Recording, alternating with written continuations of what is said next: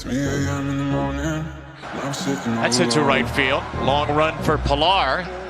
And Pilar all out into foul territory to make the play. Bogarts with a drive out to right field. Judge is back on it, and that one's gone. Against all odds. Here's a high fly ball driven deep to right. Verdugo back to the pen. Leaps up. He caught it.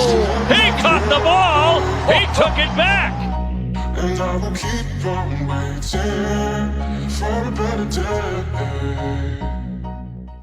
Ladies and gentlemen, welcome back to the Pesky Pole Podcast. My name is Robert, your host of this wonderful show. We are on episode 49, almost 50 episodes in. That is absolutely insane to think about. And joining me for this episode 49 is my good friend who should be at college but is sitting at home in his laundry room, host of our Fumble Brewski podcast, my boy Adam Wright. Adam, introduce yourself to the people once again. Don't insult me. That was my basement.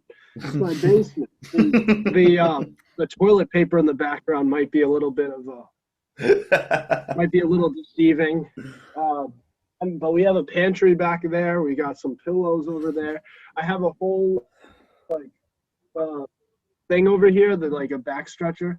It's really nice to use. You should use it sometime. Yeah, and you have a whole sound system right next well. to you that you don't use. Killing me. Yeah, it's you kill me. It's my dad's. Yeah, you But should we're ask chilling. him to use. But It works.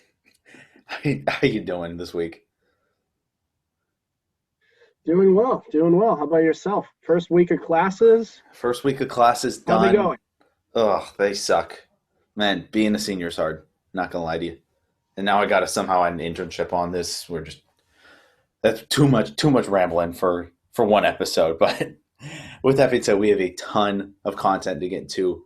Red Sox made some moves. Some of them I already talked about in our last episode, but we got a new face here. We need some new opinions on the matter.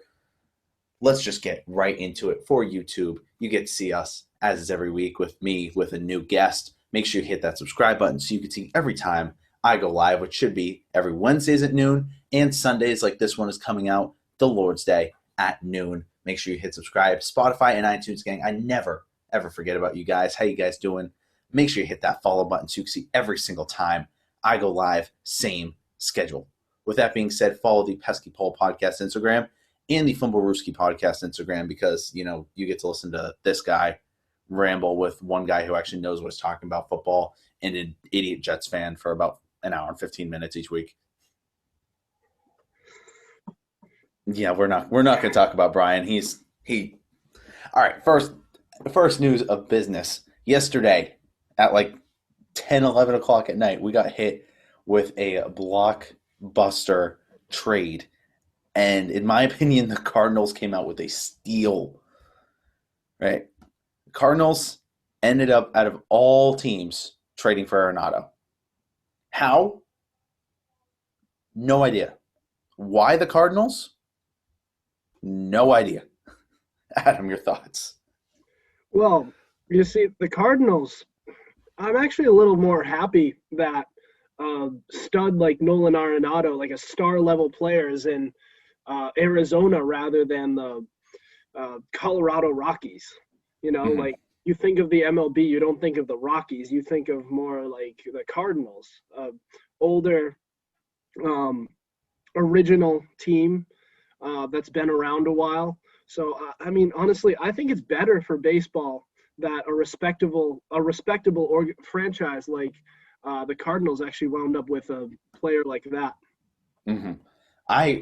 It's just all in good drafting. That's the beauty of baseball is any team can take a star player in the 10th round. So he's been there his entire life, and why the Cardinals? Out of all teams, if you asked me at the beginning of the offseason, you said, what teams is Arenado not going to 100%? I would have said the Cardinals because the Cardinals never do anything of notice, and the Reds because the Reds the Reds suck. They never do anything. Yeah, you have a point there with the Reds. They're another sort of older organization that's been around for a while. but they've sucked for most of their existence. They have 6 world championships, 6 or 5. I think 5. That's still pretty respectable. Majority of them in like the 70s Pete Rose era, right? Right, that was with the big red machine. I think that was about 3 of them. They won 3 in that era. One against we're not going to talk about that one in 75. We're just going to talk about that one game during the series. That one game, Game 6. Fisk is a beautiful sight. There it goes, a long drive. If it stays fair.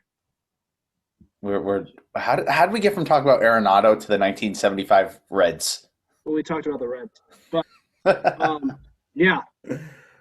Honestly, I kind of like it. It's good for baseball. I think it's good when a respectable organization that's been a pretty well-oiled machine for most of its existence is sort of has this level of talent and is in the conversation for contending for a title. In my opinion, the teams, when you have teams like, say, even the New York Yankees, the Boston Red Sox, the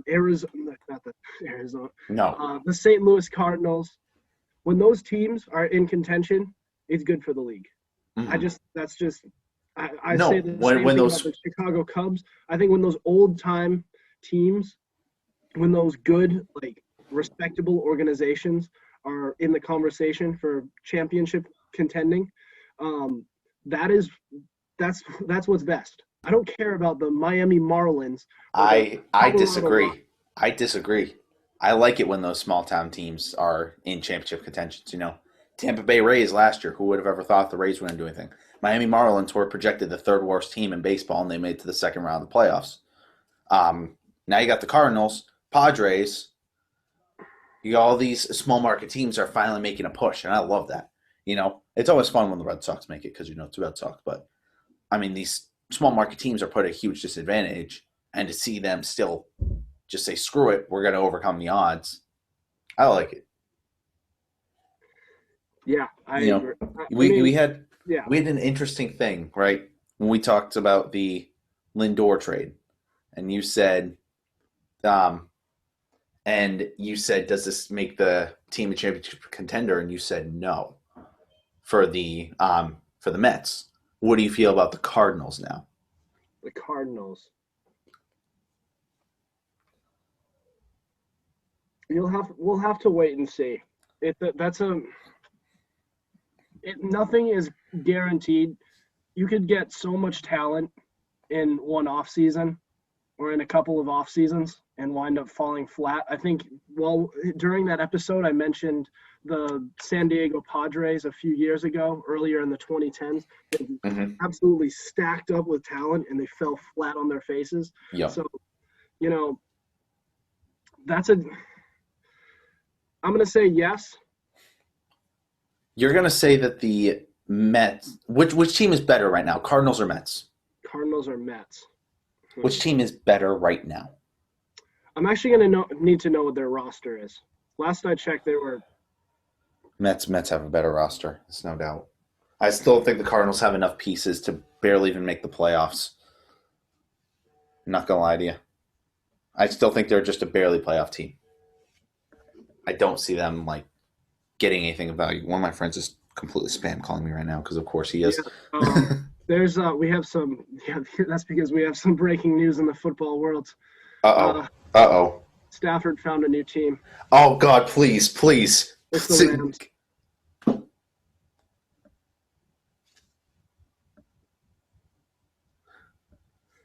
I wanted it to be New England as well. I am sad.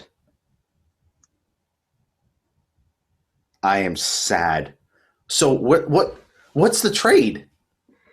So I'm reading Adam Schefter's tweet right now. I'm posting it on my social media page. No, don't worry about that. Just tell me the trade. Let's move on with baseball. So the trade involves 2 future first-round picks, a third-round pick, and Jared Goff. So they gave up a haul. I think so. Looking at this right away, I feel like the Lions won. No crap! They won two first and a third and Goff for Stafford. Yeah. Bro, what are the Rams doing? Oh my god. I know they have an elite defense, and their secondary is one of the best in the league. But a Goff to Stafford, yes, it is an upgrade, but it's not enough to win a Super Bowl. Yeah. I like Matthew Stafford. I've always been. I mentioned to you on the show the last time I was on. I like Matthew Stafford. I don't love him. Thank God the Patriots didn't match that. He's a talented player, but he's not. Okay. Okay, hold on. Just because I know he's watching, my boy JD. I know you're watching right now, and you come in hard with the Patriots comments every week. I'm gonna need a Matthew Stafford comment right now. Matthew, okay. I need to get. Light me up. He's from LA, so he might be a Rams fan. Is he a Rams fan? I know he's from LA, so I was under the impression he was like a Boston fan or something. Is he a Red Sox fan? I believe he is a Patriots fan. JD, let me know in the comments. I believe he's a Patriots fan, but because he lives in LA, I'm pretty sure he supports the team. Didn't he also wear a Patriots jersey on? Yeah, we don't talk about that. He is or he isn't. One of you wore a Brady jersey. One of you wore a Gronk jersey. No one slap you both. No. I'm talking about during. I know. He wore a Gronk jersey, I believe. Gronkowski jersey. Is that maybe? There was something around there. We need to find out about this kid. Yeah, this is we are. He's one of your number one fans, and you don't even know what team he roots for. I know. This is a baseball podcast. God damn it! We're moving on. Well, you don't know if he's a Red Sox fan. I know. Why would he be watching this show if he wasn't a Red Sox fan? Think about that. Just respect the Red Sox. You never know. Oh my God! Shut up, Adam. Adam Ottavino. All right. I've already talked. So basically, my last episode, right? I had to record it really fast. My laptop was extremely dying, and it was like a 20-minute episode, and I fit like 6 things in there. It sucked. It was a bad episode. But Adam Ottavino, your thoughts?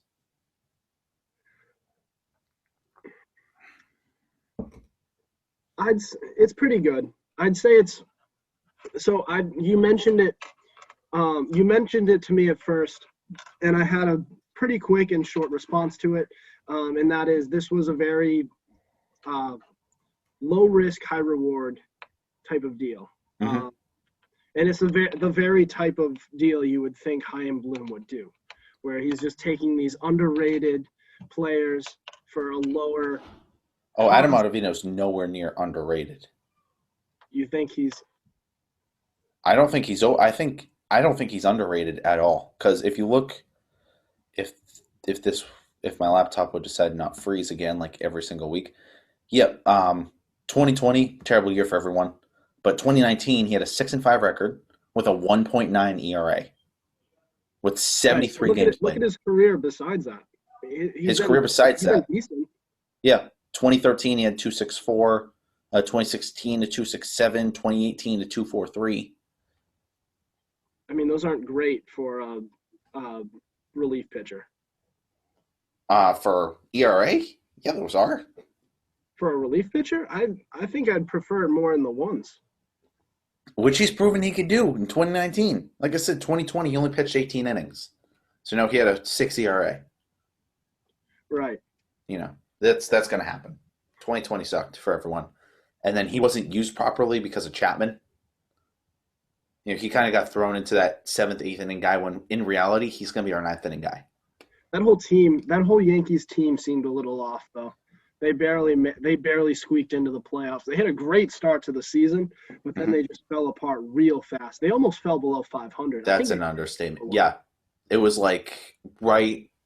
It was like 2 weeks before the season ended. Yeah, they were like 25 and 24, I believe, something around that. Yeah, it was bad. It was bad for them. I'm pretty sure, because I asked Garrett Whitlock about this, because he came from a Yankees organization to the Red Sox, jumping that rivalry. And I reached out to Adam Ottavino, but his messages are blocked. They got a prospect pitcher in that deal also. It was Ottavino and their 24th ranked prospect for a player to be named later. I need to find out who that prospect was and reach out to him and just ask, like, what does it feel like to switch sides of the rivalry? You know, because if you're a Red Sox player, you're taught we hate the Yankees. We hate the Yankees. And then you just have to switch, and you're just like, well, I played with those guys last year. I don't hate them. Right, yeah. That's why we haven't seen, like, any Red Sox-Yankees trades. We've seen 5 in the past 50 years. Haven't we seen 2 in the past? We've seen 2 in this millennium, I believe. The Stephen Drew trade and then this trade. Was Jacoby Ellsbury signed or trade? No, he was signed. He signed. Signed. Ugh, screw Jacoby. I loved him. He sucked after he signed. Mm-hmm. But they also were clearly right to let him go. He had that one good month in April after that first month as a Yankee. Then he fell apart. I think he became a backup outfielder after that. He was so bad after. It was terrible. I still loved him though. That was my dude. I still don't say anything bad about Jacoby. But we also got another guy from I think it was with the Padres, Garrett Richards.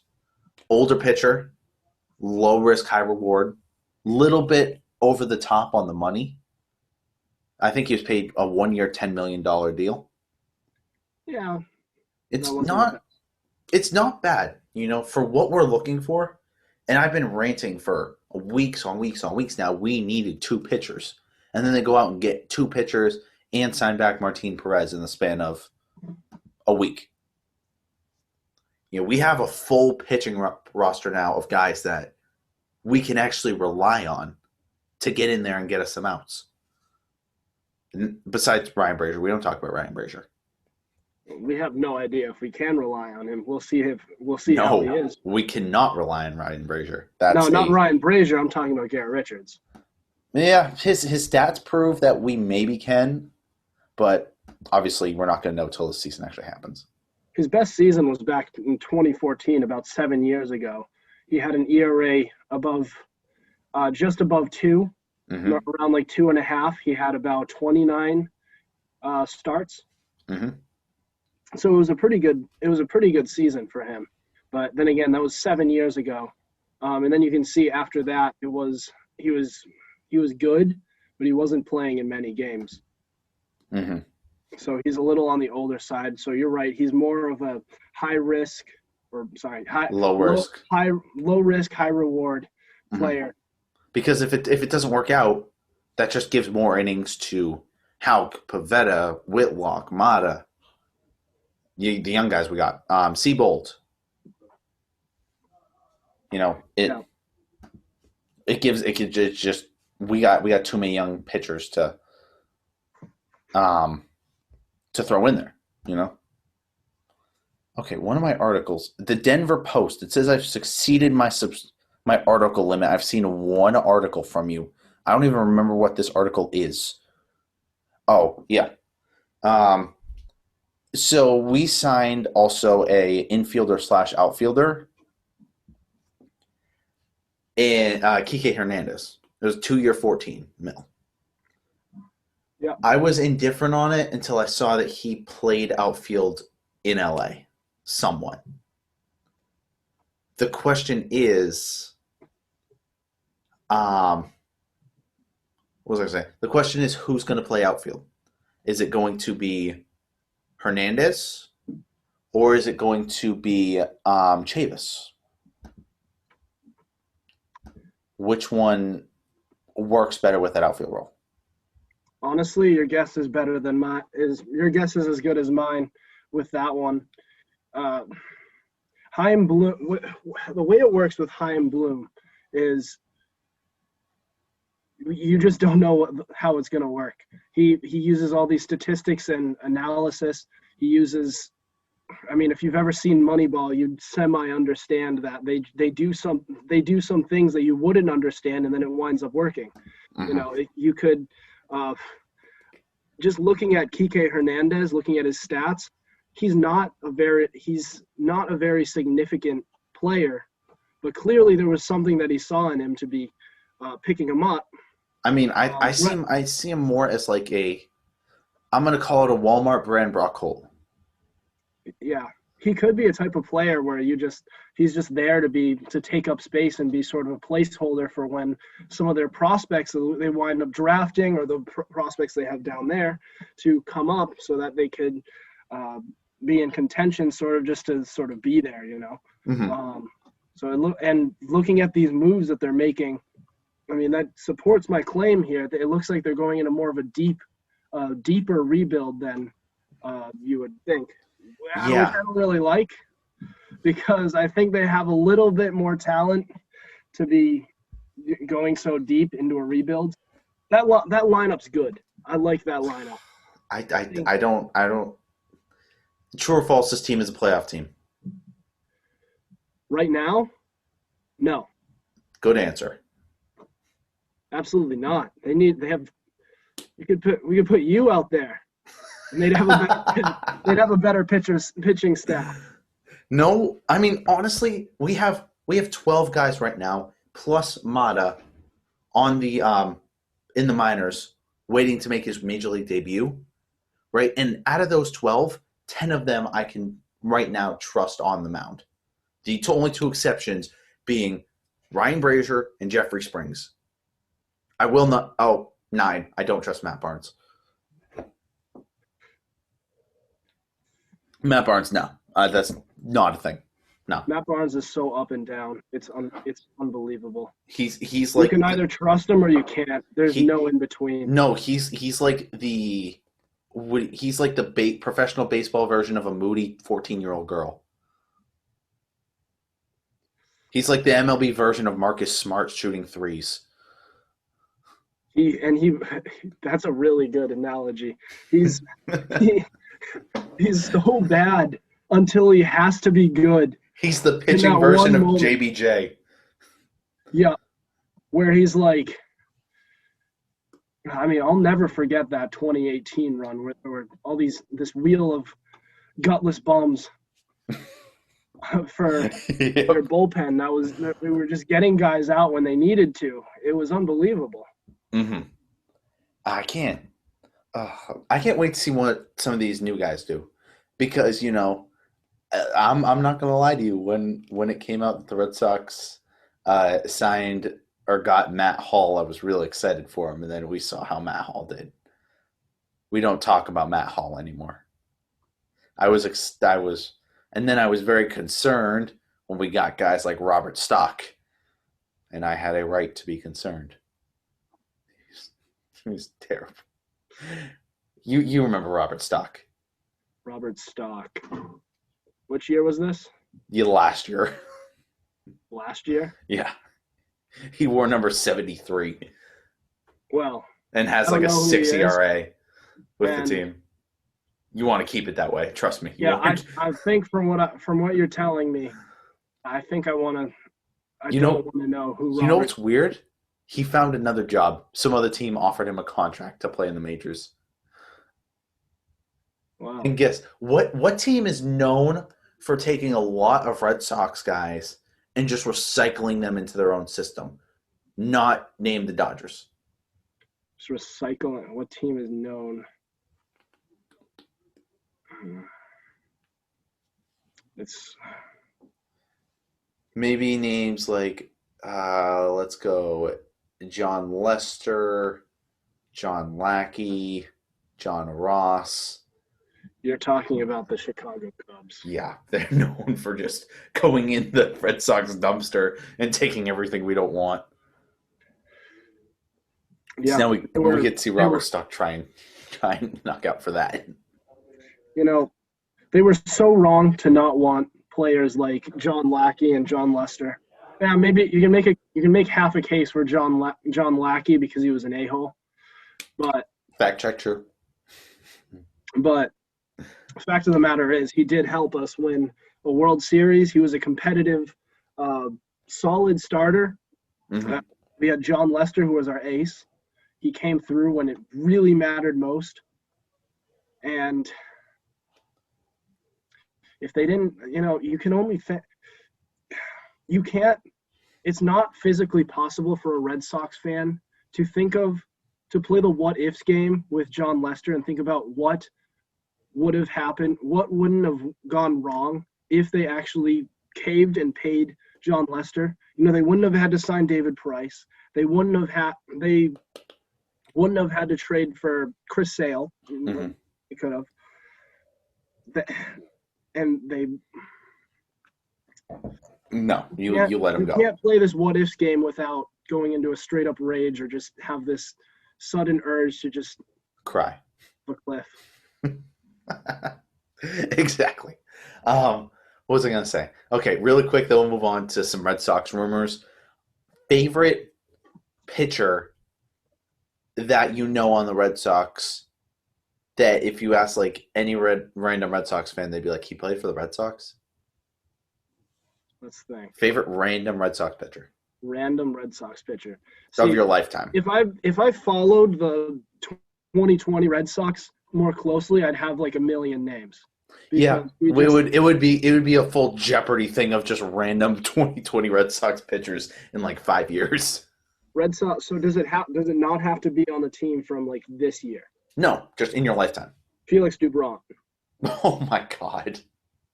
I remember that 2013 team by heart. Oh my God! That team was what got me into baseball. I know that team roster nearly top to bottom. Mm-hmm.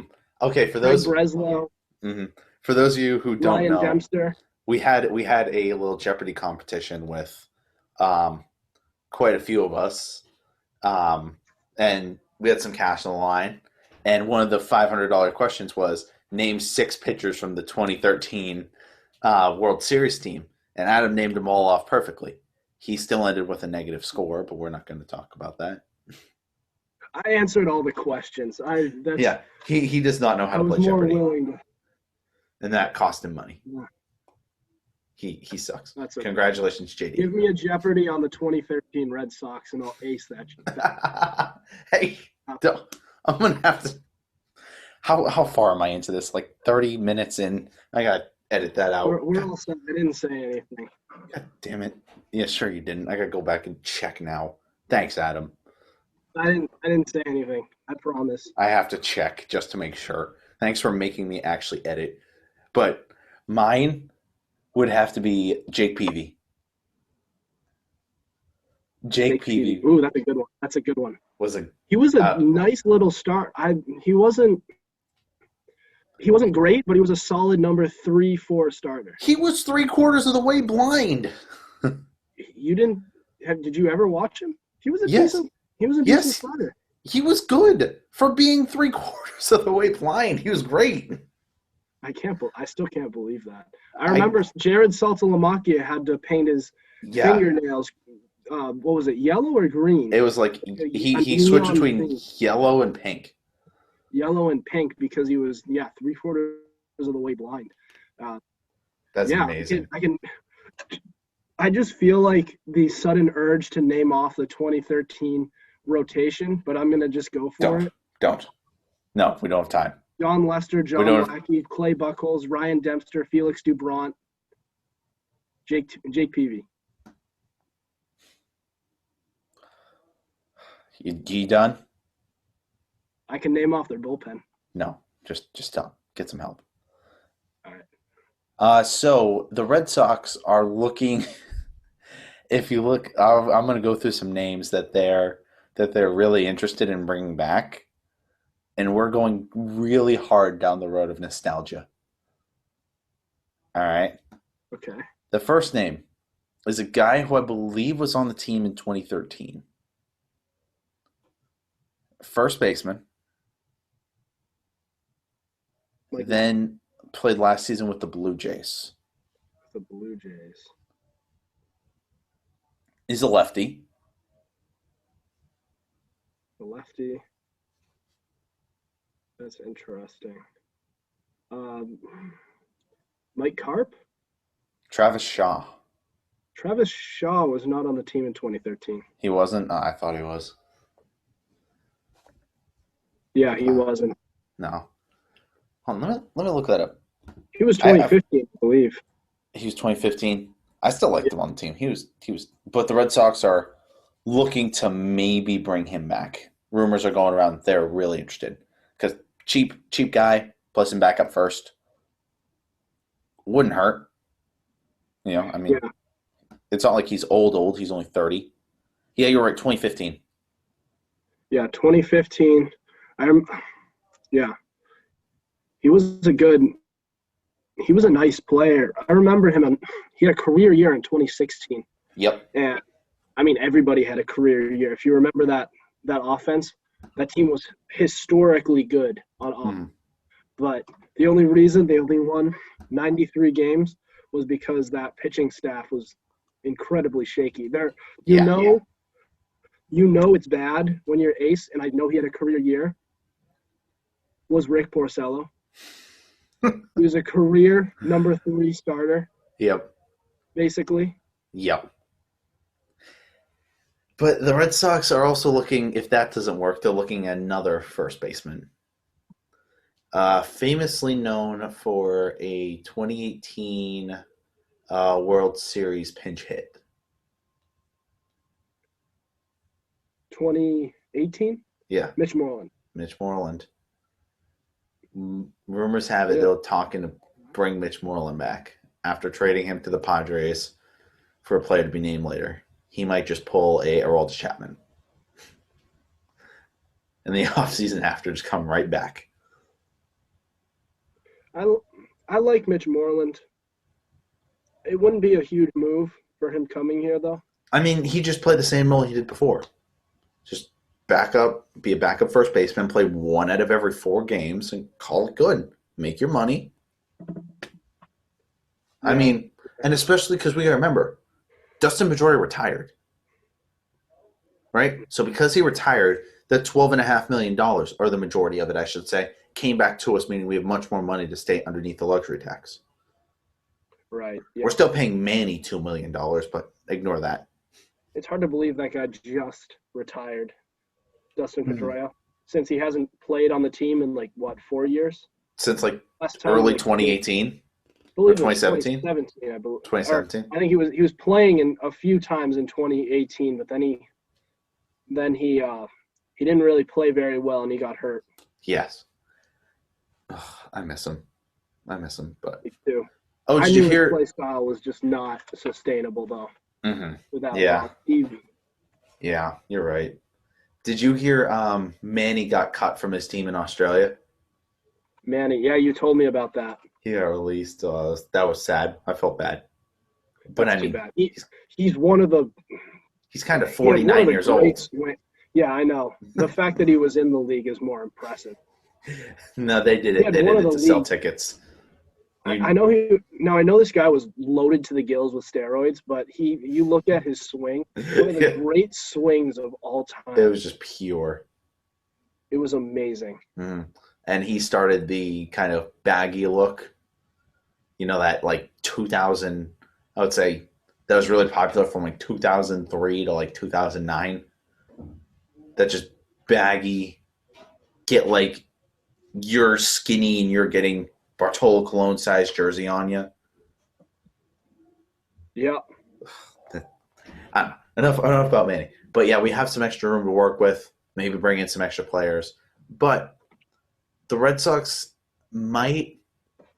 There have been a lot of trade talks about somebody, and you and I were praying he got traded. But now the Red Sox are saying they're rescinding that trade interest and they're going to maybe keep Andrew Benintendi. Might keep Andrew Benintendi. Yeah. I wouldn't mind that, to be honest. I've I've always liked Andrew Benintendi, and I'm not sure if I'm ready to walk away from him and give up on him just yet. I mean, he had a really down year, but I feel it was only 1 year, and I kind of want to see him. I want to see if he can bounce back. If he can't, then get rid of him. Just my question is.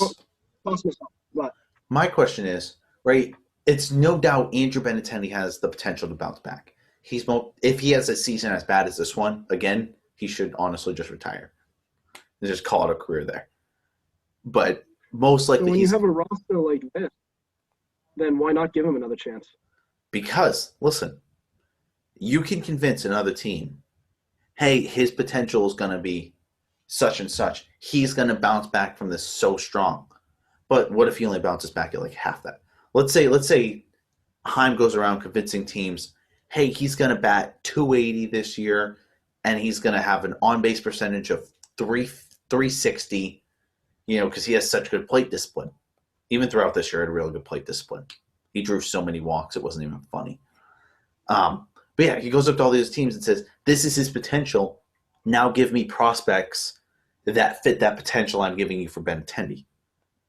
But if we keep him and then he doesn't reach that potential, his stock just gets lower. I honestly think this might be as high as the stock is going to get. As high as he's had better seasons, though. He has. But the thing is, I don't know. The way I'm going to kind of think this is you're not buying teams on his production. You're going to have teams buying his potential. You're going to say, oh, his potential is so great right now. He'll bounce back from this so well. When in reality, he might not bounce back from it so well. You know what I mean? So your best trade asset right now can be potential on him. And if you don't make that move now and wait a year, that potential might be gone and his stock might be dropping even more. I mean, the way I see it, his season was really bad. And That's I an don't see it understatement. getting any worse than it was last year. I mean, of course, worst case scenario, he stays that bad, and then his draft stock, or not draft, his Trade. trades No. stock drop a lot more. Mm-hmm. It's a tough situation. I understand what your point in that is. Should just wait. Mm-hmm. It shouldn't. Don't wait because his stock could get lower.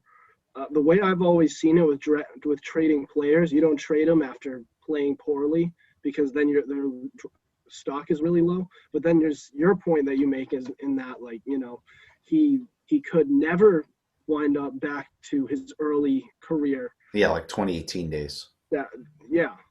And it could just get worse and they could get even less for him. Yes. It's a really tough situation. You made a good point on that. In the last episode you were on, you were talking about all the players that the Red Sox didn't end up trading. Who was it? You were saying what? I believe I might have. Was it the Red Sox farm system back in the early 2010s? Yeah, it was. Yeah, I mean, but those were players who were like early on in their careers. Yes, and but if you were that team that had that whole roster, that whole organization had the potential to go right into championship contention. This team looks like they may not be there for another 5 years. 3-4 years. Yeah, but here's the thing, right? If you were to trade those guys back in the early 2010s, you're not trading them based on their skill. You're trading them based on age and potential, right? Right now, Benintendi is kind of in that mid-age where you can't really sell on his age, but you can sell on that potential. You can say, this is what he's going to come back as. We've seen this from him before. He can bounce back when in reality he's probably not going to bounce back to what he was. You can maybe fool a team, a.k.a. probably the Tigers, into making that trade. Maybe the Reds. The Reds would be dumb enough. We've been trashed. You wind up trading him, but do you think you wouldn't get much for him, even with what he's at now? But that's what I'm saying. We wouldn't get too much right now. I'm just asking for a pitching prospect. That's it. Just one starting pitching prospect. 1-for-1 deal with somebody who's maybe like Connor Siebold-esque. Someone who has major league potential but still needs to develop a little bit to get there. The thing is, from the way like, you're sounding about about Andrew Benintendi, is you don't think he's going to bounce back at all. So we should. I don't think probably try and get what we can out of him for now.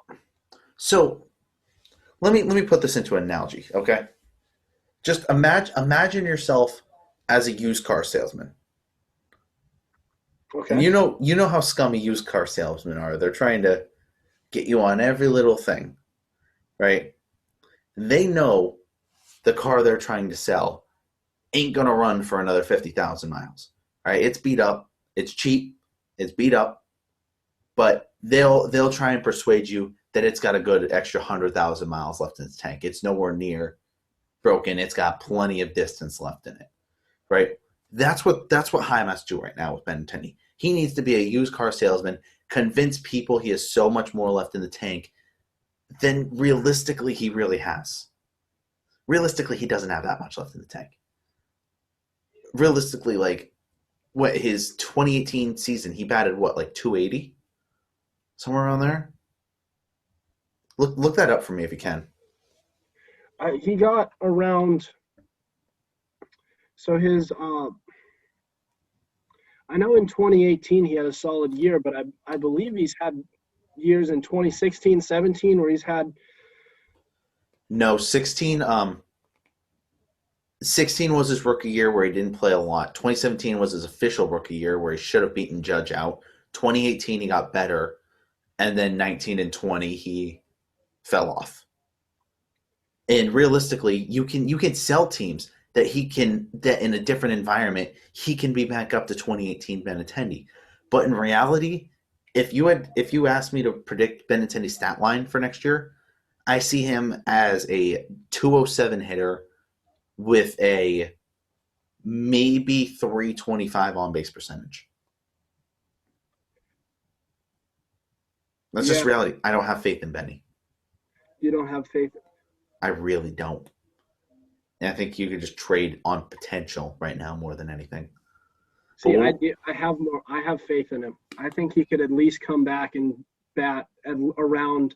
I don't think it's too much to ask for to bat, say, in the 260, like around 270, around that area. 270. You think he's gonna hit? I think he can do that. No way. You excused a few players. No way. Who did you excuse earlier on in this episode? Just earlier, a few minutes ago, you said, "Oh, it's 2020. That was a bad year." How do you know that this year wasn't an outlier? Look at his career stats. I know it's an outlier because 2019. I know it was only 105 at bats. I know it's an outlier because 2019 he took that step down, and then 2020 took the final step down. Adam Ottavino, 2019 was a career year for him. That's what I'm saying. 2019, Benny was a down year, and this got worse. That was consistent. He went from 270 to 103 fast. And I don't see him jumping back up to 270 next year. I see him as 207. I think he can get around 250, like in that area. I think that's a much better trade stock than what we have right now. Okay. At the end of the season next year. He also had 39 at bats, by the way. Yeah. And what, 3 hits? So 3 hits, maybe 4? 4 hits on 39 at bats. 4 hits on 39 at bats. So how do you know he couldn't have just gotten better if he played a full 162 game season, and maybe he couldn't even play a good. He couldn't even play a full 60 game season. He was that bad. They had to fake an injury for him. They had to fake an injury so he couldn't play anymore. I agree it was bad. But how do you know over a 162 game season it wouldn't have been better? If he couldn't finish a 60 game season, how the hell do you think he could have finished 162? Probably because they knew it was only 60 games and it was a bad year. No way. No. He was not finishing a 162 game season last year. They obviously knew this team blows. We don't need them at this point. And Andrew Benintendi blows even more. Okay, we're gonna move on. The cameras is going in a weird direction. All right. Okay, so put him down for 260. 260. Okay, if he does not get 260 by the end of the year, I have full right to rant endlessly about how much he needs to be traded. You gotta buy me a beer if that happens. If he gets above 260, I'll give you a beer. Your choice, as long as it's not crazy expensive. But if he winds up being traded this offseason, deal's off. No. If he goes to another team and doesn't average 260, deal's still on. Fine. We'll go for it. All right. So the Red Sox are looking to maybe trade away somebody who we've heard some rumors about last year, especially to the Rays. The Angels have had a lot of interest in Christian Vasquez. And a lot. And it seems like if they were to be traded, the Angels have the front runner right now. But Heim is being very, very tentative with this. He knows Vasquez's value, and he's going to ask very high. So unlikely a trade were to happen, but if he ever decides to go down that route of completely sell and get a better draft pick for next year, Vasquez is going at a high price.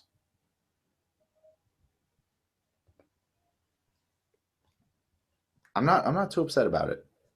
I want him to get traded to the Rays, to be honest with you. But now if the Rays kind of sold with Snell.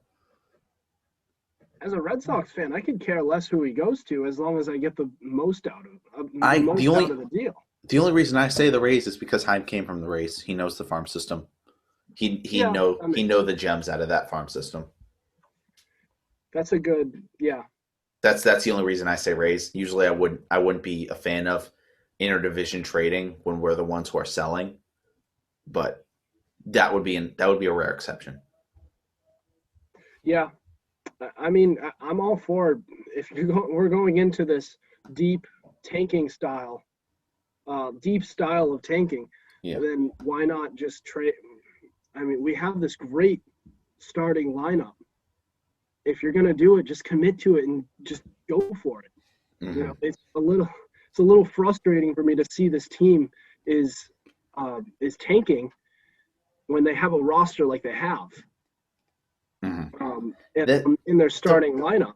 The roster's nowhere near what we need to be, though. We're just gonna wait for some guys to show their potential in the farm system. We don't have a fully stocked farm system yet, but it's halfway there, I'd say. Right?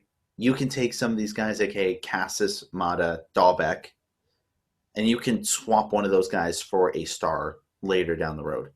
If we were to put a star on this team right now, this team is still not a championship contender. Heim is waiting on his assets, which I mean, with how young they are, works. And trade everybody else. What would be the point of that? You're just completely resetting. We already hit the reset button last year. Last year was rock bottom. We don't want to go back to rock bottom. We could build completely up from this point without looking back. Okay. You know, I don't want to get worse than you want to get worse than last year?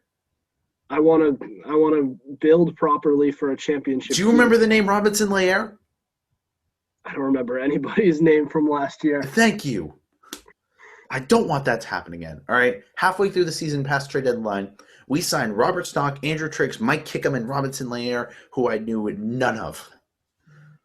I sadly knew Robinson Layer because he decided to comment me after I said I didn't want him on the team next year, and he said, just wait till next season, and now he's on the Cubs because he got waived.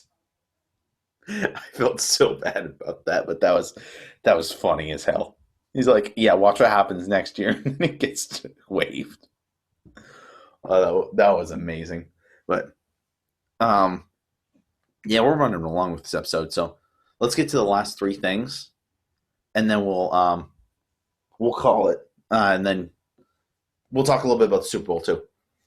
Okay.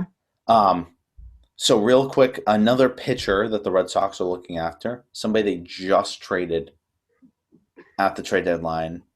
They're looking for a maybe reunion with Brandon Workman if the price is right.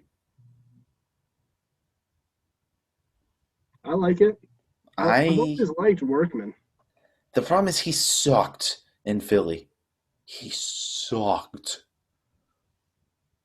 I mean, like I've said, this team could, like, where's the risk?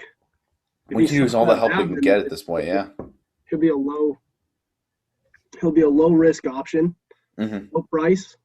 Just bring him in if he can play, great. If he can't, then okay. You get a young guy in there. Yeah, exactly. And like, if that were to happen, though, who's the closer, Workman or Ottavino?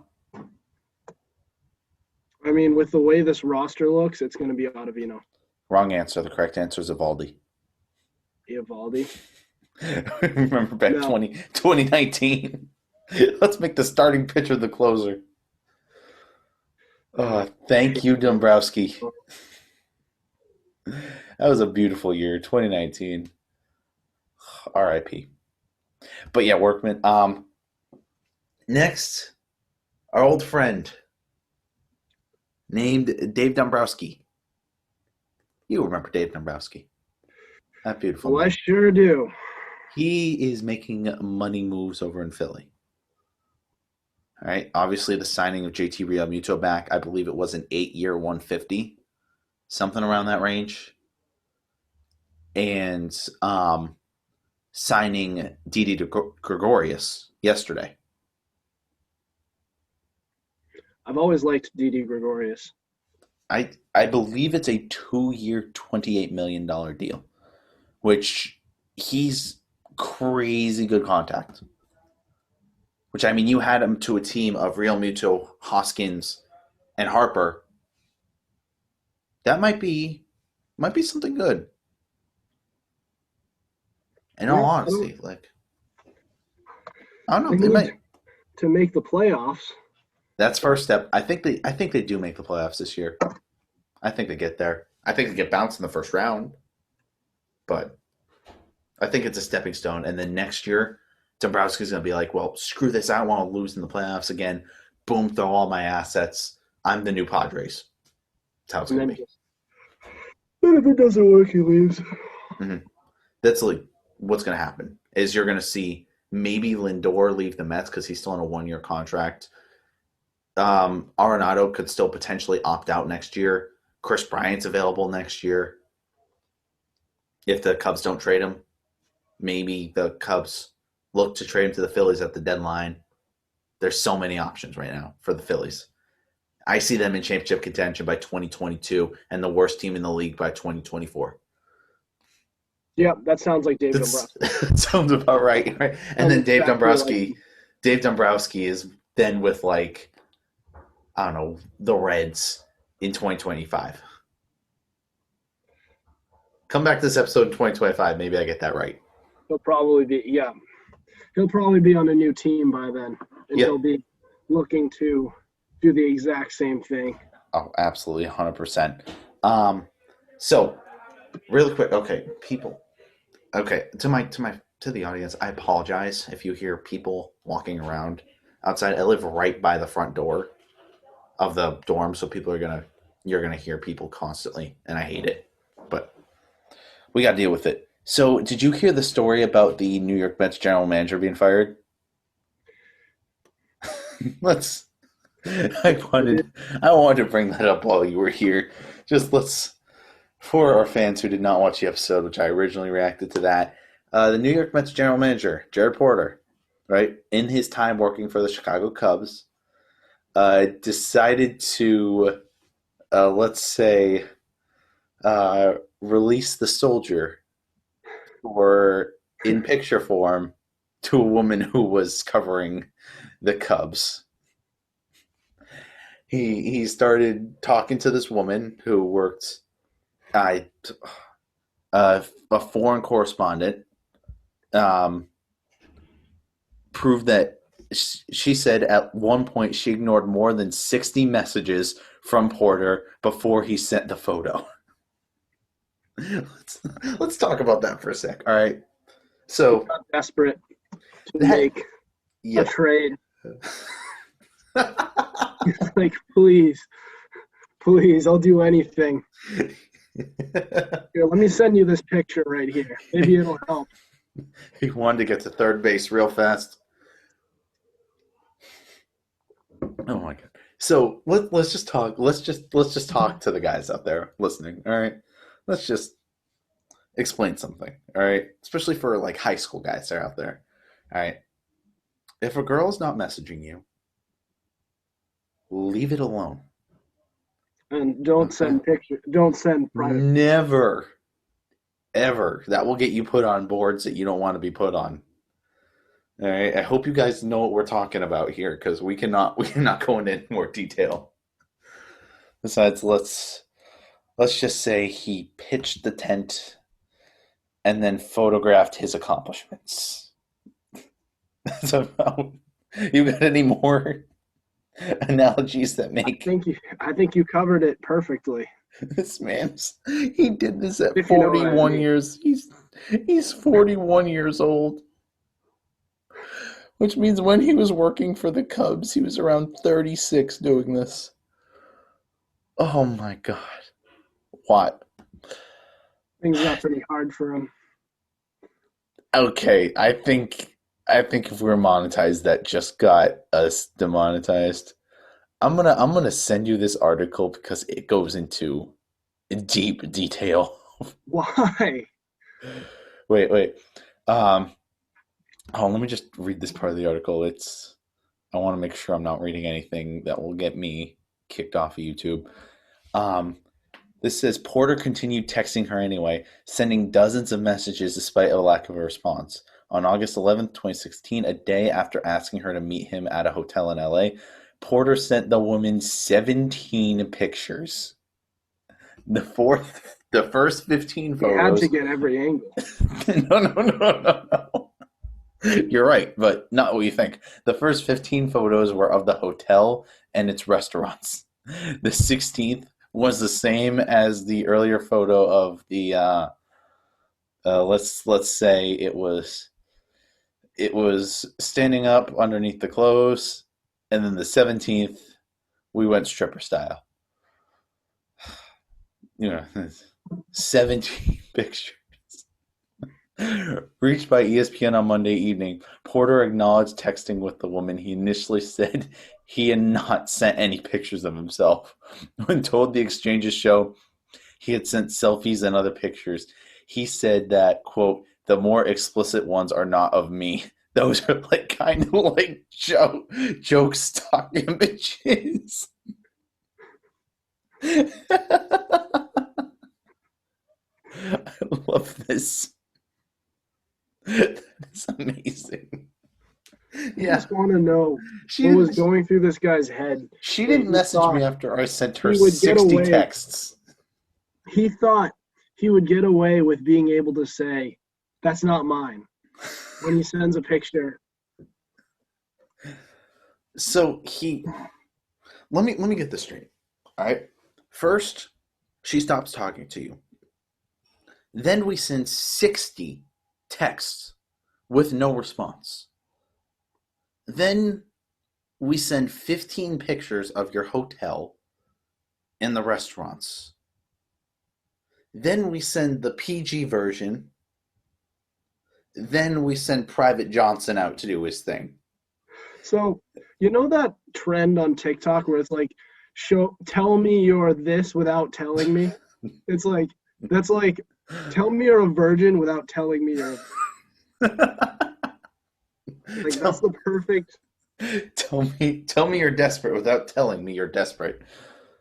Oh, exactly. Yeah. I didn't find out. Well, the real question. Oh my God, this article keeps going. Oh my God, what the? What?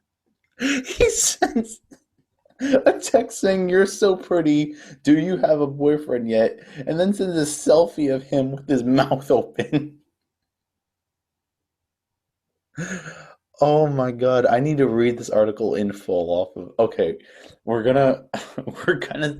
okay, I need you to stay on for 10 minutes after we end the call. We just need to go through this article. I'll send it to you. Oh my God, this is amazing. But, all right, we're already over an hour in. Quickly, Super Bowl, who's winning? I got the Bucks. You got the Bucks? Oh. In an upset. I see this as the kind of passing of the dynasty torch. If I'm being honest with you. Brady goes 6-4 in Super Bowls. I don't think he makes another one again. He retires in 2 years. Mahomes wins 4 more this decade. See, I don't blame you for taking Kansas City. They obviously deserve to be favored, and I think a lot of people who are saying, "Well, the Bucks are going to win," it's going to take a performance. It's going to take a 2018 versus Eagles-like performance from Tom Brady. No, I wouldn't say that, because if they win this game, the Chiefs' run defense is insane. You're going to need to sling the rock almost every play. Run defense is not that good. What? Their run defense is not that good. Are we watching two different Chiefs teams? I think we are. You cannot Is tell it me. what, your washed up high school team?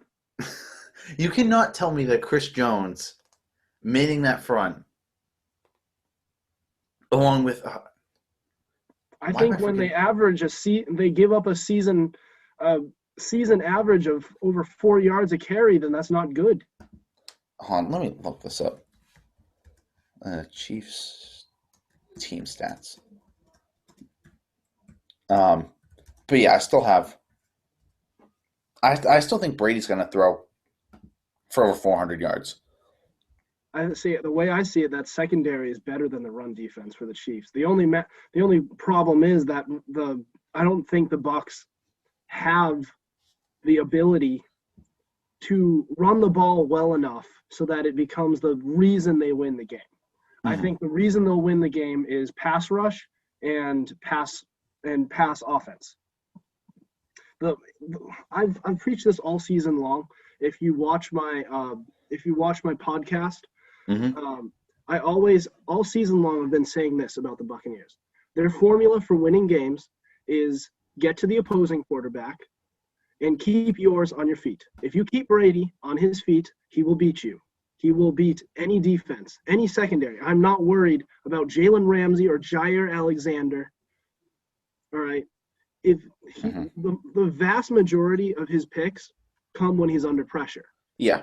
He'll get sacked. He'll lose yardage. So, you were somewhat right. They have kind of like they allow 4.5 yards.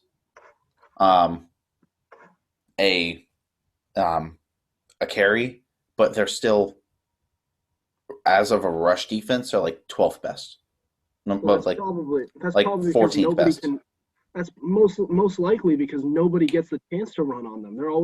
Every team they face is always playing from behind. They always wind up passing. That's just just a result of game script. And I agree with you. I don't think the run game is going to be a factor on either side because that's just not going to be the way the game works. Yeah, no, this is going to be I think the Chiefs are going to come out hot and just be like, catch up with us. And then Tom Brady's going to be putting that back where he's most comfortable with his back against the wall. And he's going to be like, say less. I'm going to do it. You know, And I think he's going to do it. I mean, the Chiefs have a top 10 defense. So they're going to be they're great pass defense too. So don't forget, the biggest key to this game and the reason why I'm taking the Bucs in the upset win is because that offensive line is banged up. They lost their left tackle to an Achilles tear, and they lost their right tackle earlier on in the season. And luckily, their replacement is having a career year, but now he has to move over to left tackle. Yes. There's no guarantee that he's going to play well in left tackle. And left tackle is one of the hardest positions. Third most important, second or third, depending on who you ask on the offense. Oh, absolutely. And it's the hardest position to play as well. You don't see very many good left tackles. So you're having a backup right tackle go and play left tackle, meaning right tackle could be a problem, and left tackle, meaning you have Shaq Barrett and Jason Pierre-Paul having probably gonna have a field day. 8.5 finger JPP. David and Devin White you have to deal with. I think if they win this game, it will most likely the game MVP will be one of Jason Pierre-Paul or Shaq Barrett. Wow, that's saying something. I think that's going to be what keeps the Chiefs at bay and what keeps what is going to be the reason why the Buccaneers offense is going to be able to keep up with the Chiefs and ultimately catch them. I agree. I think the Chiefs are going to come out hot and they're going to ride that momentum from all season, but I think the Bucs are going to settle down. They're going to I think Brady's going to lead them back. He'll play a role. I think he's going to throw he might throw a turnover or two because I think Frank Clark is going to be a problem. Yes. He's going to force a turnover or two. He'll still play a role. in winning that game because he's the main piece of that entire team. But I have the Bucks pulling off the slight upset, and it's going to be a high-scoring game. Yes. All right, so if you guys want to hear more of that football content, especially with his friend Justin and Brian, whenever he decides to actually show up, that's over on the Fumble Brewski podcast. You guys can go and check that out. Real quick, give me one thing you liked from this week, not football related. Not football related. I like coming back to class. We came back for this semester, this week. That's going to be halted for 2 weeks, though. Yeah. Yeah.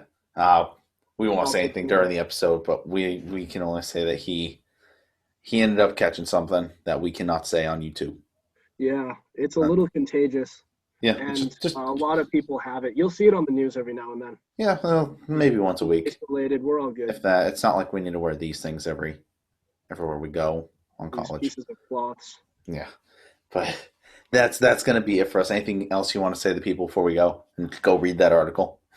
Check us out on the Fumble Brewski podcast. Mm-hmm. Absolutely. We're getting better, and we are highly opinionated. Two of us are. Brian, who knows what's going on up there for him? But there's random stuff up there. We don't know. We're not going to question it yet. But it's worth a watch, though. Yes. So with that being said, to the fans, thank you guys so much for watching. We always appreciate you guys every single time. We will see you guys on Wednesday. See you.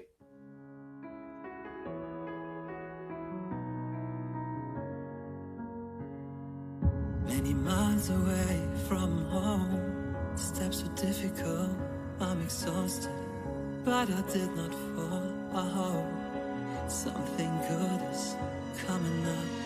Free like a bird, but also bound up, and my footsteps on the ground. I raise my head, listen to the sound, I'm happy with what I have found. Just breathe, just breathe, just breathe, just breathe.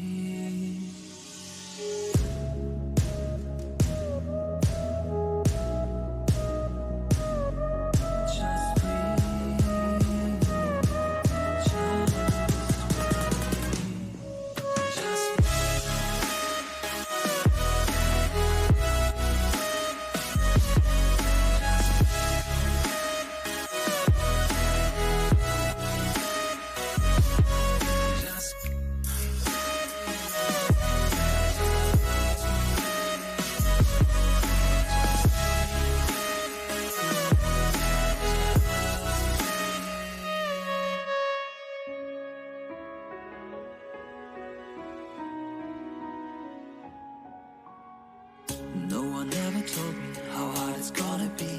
My way is full of branches like the roots of a tree. Where should I go from here? I need a good advice. The elder's waiting for me at sunrise. I'm in the prison, open doors, 10 directions on the floor. I lose my mind, lose my sight. Tell me how I'm gonna win this fight. Just breathe, just breathe, just breathe, just breathe, just breathe, just breathe. Take the courage, babe. Everybody breaks. This is not your fate. Never you take. 'Cause I would rather die than to live a life not being who I wanna be. You ever tried?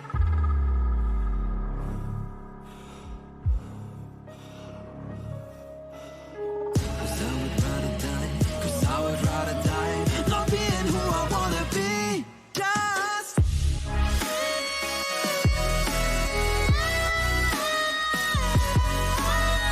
cause I would rather die. Cause I would rather die. Just breathe. Take the courage, babe. Everybody ready. Cause I would rather die. This is not your time. Cause I would rather die.